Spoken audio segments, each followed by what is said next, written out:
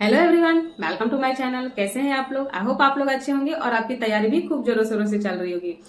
Finally जो है बीएसपीसीएल ने रिजल्ट अनाउंस कर दिया है, जैसा कि आप लोग को पता ही होगा।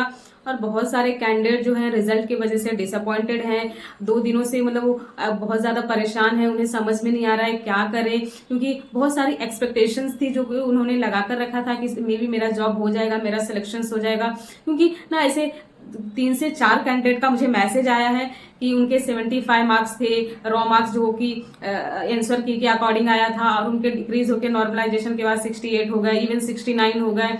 कितनों का तो मतलब अच्छा खासा था, 77 से डिक्रीज हुआ, 10 मार्क्स डिक्रीज होकर उनका 67 हो गया है और वो कट ऑफ लिस्ट से बाहर हो गए। और जैसे कि रॉ मार्क्स के अकॉर्डिंग उन्हें एक्सपेक्टेशन थी कि मे बी मेरा रिजल्ट हो जाएगा, क्योंकि बहुत सारे जो यूट्यूब चैनल्स वगैरह हैं जो एक्सपेक्टेड कट ऑफ जारी किए थे कि मे बी इतने ही कट ऑफ रहेगा, लेकिन कट ऑफ काफी हाई चला गया। ऑलमोस्ट 6 to 7 पॉइंट्स वैरी कर गया, मतलब 6-7 मार्क्स एक्सपेक्टेड कट ऑफ से ज्यादा रहा। तो ऐसे बहुत सारे कैंडिडेट जो कि अच्छे मार्क्स लेकर आए थे, 75 एंड 77, 72, उन लोग का भी नहीं हुआ है। इवन फीमेल भी का 1-2 का मुझे मैसेज आया है जिनका कि रॉ मार्क्स 72 था और उनके डिक्रीज हो गए, 65 पे आ गया। तो बहुत सारे ऐसे कैंडिडेट जो कि डिसअपॉइंटेड हैं, उन्हें समझ में नहीं आ रहा है कि अब आगे क्या करें, क्योंकि कोई भी एग्जाम हो, गवर्नमेंट एग्जाम का हमारा ये होता है कि हमने आज यहाँ से शुरू किया, जीरो से हम शुरू करते हैं, पूरे 1 साल, 1.5 साल, 2 साल, जितने टाइम एग्जाम नहीं होता उतनी प्रिपरेशंस करते हैं और एग्जाम भी देते हैं। एक रिजल्ट भी आ जाता है और हमारा रिजल्ट नहीं होता है, हमारा सिलेक्शंस नहीं होता है, तो हम फिर वो जीरो से स्टार्ट शुरू मतलब हमें फिर से वो जीरो से स्टार्ट करना पड़ता है। मतलब हम उस पोस्ट के लिए, क्योंकि वो वैकेंसी तो फिर नेक्स्ट है नहीं कि हम उस वैकेंसी में मतलब इसके बाद हम दूसरी वैकेंसी उसके बैक में है उसकी प्रिपरेशंस करें। हमेशा गवर्नमेंट एग्जाम वालों का ये ड्रॉबैक होता है कि उन्हें फिर से जीरो से शुरू करना पड़ता है और वो बहुत ज्यादा स्ट्रेस भी रहते हैं। इवन मेरे मार्क्स तो बहुत ज्यादा अच्छे नहीं थे, जैसा कि मैंने पिछली वीडियो में आप लोग को बताया था कि मेरे साथ क्या क्या प्रॉब्लम्स हो गई थी। कुछ मेरे पर्सनल इश्यूज थे, मेरे कुछ फैमिली कंडीशंस ऐसी हो गई थी जिसके कारण मैं वो अपना 100% फोकस एग्जाम पे नहीं दे पाई, क्योंकि लाइफ में ना प्रॉब्लम्स बहुत है। ऑन कैमरा वो प्रॉब्लम्स नहीं दिखती है, लेकिन पीछे हमारे लाइफ में बहुत सारे स्ट्रगल्स होती हैं। क्योंकि देखिए जनवरी में ही मेरी मम्मी ऑफ हो जाती है, तो ये मूवमेंट किसी भी इंसान के लिए आसान नहीं होता है, बहुत ज़्यादा डिफिकल्ट होता है इससे बाहर निकलना। 2 से 3 महीने मुझे इससे बाहर निकलने में लग गया। फिर जैसा कि मैंने बताया मेरा मेजर एक्सीडेंट हुआ, तो उससे भी बाहर निकलने मुझे 1.5 से 2 महीने लग गए। इवन आज भी मुझे यहाँ बहुत ज़्यादा पेन होता है। ऐसे कोई मतलब सर पे हाथ रखो तो जो जहाँ पे ये क्या बोलते हैं यहाँ टाके वगैरह जो लगे हुए आज भी बहुत ज़्यादा दर्द करता है।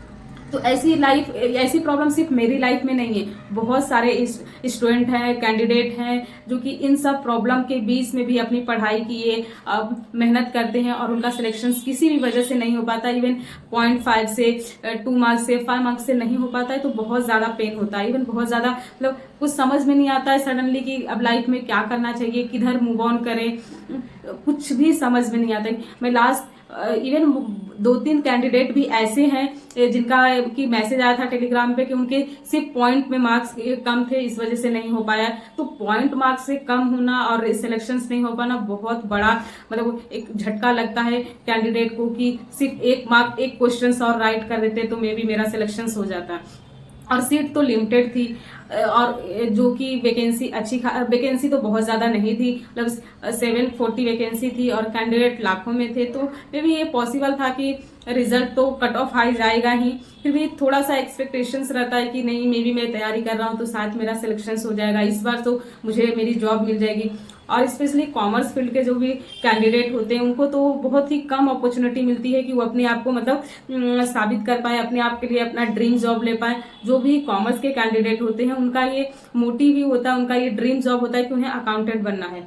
और बिहार में अकाउंटेंट की बहुत ही कम वैकेंसी देखने को मिलती है, और अगर वैकेंसी आती भी है तो उसमें पोस्ट बहुत कम होते हैं। जैसे कि अभी ऑन गोइंग जो वैकेंसी है जिसमें कि जीविका है और ईएमआरएस जो भी हाल में ही उसका फॉर्म फिलिंग स्टार्ट है, तो इसमें बहुत नंबर ऑफ वैकेंसी बहुत ज़्यादा नहीं है, लिमिटेड सीट है। फिर इसमें भी कैंडिडेट्स बहुत होंगे। और ईएमआरएस में तो मतलब कॉमर्स का सिलेबस भी Tier 1 में नहीं है, Tier 2 में कॉमर्स का सिलेबस है। तो मेरा बस यही कहना है कि देखिए परेशान होने की ज़रूरत नहीं है।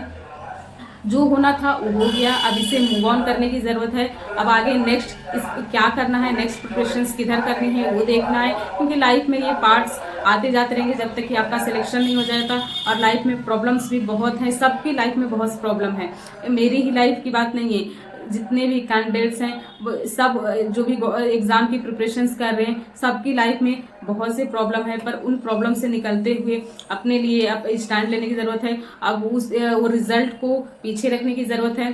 देखते हैं अगर नेक्स्ट ईयर कोई वैकेंसी आती है BSPSL के लिए तो फिर से ट्राई करेंगे, फिर अपना 100% देने की कोशिश करेंगे। लेकिन अभी जो ज़रूरत है जीविका की वैकेंसी है, जो इसका की फॉर्म फिलिंग डेट मतलब ख़त्म हो गया है, उसका एग्ज़ाम में भी जनवरी या फरवरी में हो जाए तो उसके लिए प्रिपरेशंस करेंगे। इसके सिलेबस में कॉमर्स का वेटेज है 20 मार्क्स का, तो इवन उसकी तैयारी करते हैं, क्योंकि इसका सिलेबस ठीक ठाक है। इसमें 9 क्वेश्चंस मैथ के आएंगे, बाकी जो इसका डिटेल सिलेबस है वो तो वेबसाइट पे जाकर चेक कर सकते हैं। और इसमें ना अच्छी खासी नहीं 167 वैकेंसी है, और जो भी BSPSL के लिए तैयारी किए थे उन लोग के लिए तो बहुत ही अच्छा क्वेश्चन। बाकी थोड़े से मैथ्स के क्वेश्चन है तो उन्हें मैथ्स भी देखना पड़ेगा, क्योंकि बहुत सारे कैंडिडेट जो सिर्फ स्पेशली कॉमर्स की प्रिपरेशंस करते हैं तो उन लोग का मैथ्स थोड़ा सा वीक हो जाता है, तो वो मैथ्स पे फोकस अभी ज़्यादा करना होगा। बाकी तो GK GS रीजनिंग और कंप्यूटर ये ऑलमोस्ट सेम है, उसकी प्रिपरेशन तो हमने BSPSL में भी किया था, तो उसमें हमें बहुत ज़्यादा मतलब टाइम देने की ज़रूरत नहीं है और उसमें बहुत ज़्यादा प्रिपरेशन की ज़रूरत नहीं पड़ेगी। बाकी जो है BSPSL से जो कॉमर्स का सिलेबस है इसमें थोड़ा सा मतलब लेवल कम है। इसमें बेसिक से क्वेश्चन रहेंगे जैसे लेजर वगैरह और ये सब्सिडरी बुक वगैरह, मतलब जो स्टार्टिंग पॉइंट्स होता है ना, जो हम 11th में पढ़ते हैं जब कॉमर्स लेते हैं तो 11th में जो हमारा स्टार्टिंग में रहता है वही सब इसमें मतलब बेसिक नॉलेज के रहेगा जीविका में। तो अभी तो मैं जीविका की प्रिपरेशन स्टार्ट करने वाली हूँ, इवन मैंने कर भी दिया, क्योंकि कॉमर्स मेरा थोड़ा बहुत चलता रहता है। GK भी बैक टू बैक मतलब थोड़ा बहुत देते रहती हूँ अपना उसके GK के लिए भी टाइम। और जो MRS का फॉर्म भरेंगे उनके लिए तो और भी अच्छी मस्त है, क्योंकि उसमें सैलरी भी बहुत अच्छी है। और लेकिन उसका यही है कि उसमें पहले ही जो Tier 1 का एग्जाम होगा उसमें ही 30 क्वेश्चंस मैथ्स के होंगे, तो ये थोड़ा सा जिनका मैथ्स पढ़ा हुआ नहीं है उनके लिए चैलेंजिंग है, इसीलिए मैं MRS का फॉर्म नहीं फिलअप करने वाली थी, मतलब नहीं करूंगी। और बाकी अगर जो लोग Tier 1 में क्लियर करके Tier 2 का एग्जाम देंगे जो भी कैंडिडेट, उनके लिए बहुत ही अच्छा पॉइंट है, जो क्योंकि उसमें ना 100 क्वेश्चन सिर्फ कॉमर्स के ही रहेंगे। तो जो लोग का भी मैथ स्ट्रांग है, मैथ्स की प्रिपरेशन किए हुए हैं, MRS का फॉर्म जाकर जरूर फिलअप करें, क्योंकि उसमें बहुत ही अच्छी पोस्ट भी है और सैलरी भी बहुत अच्छा होगा, इवन BSPSL से कहीं अच्छी जॉब है। और अगर जो मैथ्स का और भी जिनका मैथ्स स्ट्रांग है वो उनके लिए तो बहुत सारी वैकेंसीज ओपन है। अभी भी CGL 4 दे सकते हैं, बिहार SSC इंटर लेवल का भी एग्जाम है, अभी ADEO की भी वैकेंसी आई हुई है। तो बहुत सारी ऐसी वैकेंसी है जिसमें कि कहीं ना कहीं आपका सिलेक्शन हो जाएगा। और मेरा बताऊं तो मैं तो जीविका की ही प्रिपरेशन अभी स्टार्ट करने वाली हूँ पूरे 100% फोकस के साथ, क्योंकि मैं नहीं चाहती कि मेरे हाथ से जीविका की भी वैकेंसी चली जाए। अभी मेरे लिए जॉब लेना बहुत ही ज़्यादा ज़रूरी है मेरी फाइनेंशियल कंडीशंस को देखते हुए, क्योंकि अभी मायके साइड भी देखूँ तो बहुत ज़्यादा प्रॉब्लम हो गई है, मम्मी नहीं है तो, क्योंकि अभी मेरी दो बहनें हैं जिनका भी शादी वगैरह करना बाकी है। तो ये सब प्रॉब्लम से निकलने के लिए मुझे जॉब की बहुत ज़्यादा नीड है। तो मैं तो जीविका में 100% फोकस के साथ 100% अपनी जीत तोड़ मेहनत करने वाली हूँ। अगर आप लोग भी चाहते हैं जीविका के लिए प्रिपरेशंस करना तो मेरे साथ जुड़ सकते हैं। और जो भी हुआ उसे छोड़कर आगे बढ़ने की जरूरत है अभी, क्योंकि अब हम कितना भी हाथ पैर मार ले, अब BSPSL का रिजल्ट अनाउंस हो गया तो उसमें हमारा होने वाला नहीं है। तो उससे बेटर यही होगा कि हम उसके गम से बाहर निकले और अपने लिए कोई नया स्टैंड ले। अगर इसी बीच BSPSL से वैकेंसी आ जाती है तो एक और अच्छी अपॉर्चुनिटी होगी, क्योंकि हमारा बैक साइड से हम जीविका के लिए कॉमर्स पढ़ रहे होंगे तो हमें मतलब एक अच्छा बैकअप मिल जाएगा कि हमें बहुत ज़्यादा प्रिपरेशंस की ज़रूरत नहीं पड़ेगी, या फिर ऐसा भी नहीं होगा कि हम बहुत कुछ भूल चुके हैं, हमारा जीरो हो गया है सब नॉलेज। तो इसीलिए जो भी कैंडिडेट हैं जीविका में लगे रहें, जिन्होंने भी जीविका का फॉर्म फिलअप किया है 100% फोकस के साथ लगे रहें। कम से कम जनवरी फरवरी में तो मे बी इसका एग्जाम हो जाएगा, अगर नहीं भी जनवरी फरवरी में होता है तो मे बी 1-2 मंथ बाद होगा, लेकिन एग्जाम तो हो ही जाएगा। इसके लिए हमें आज से ही प्रिपरेशन स्टार्ट कर देनी है।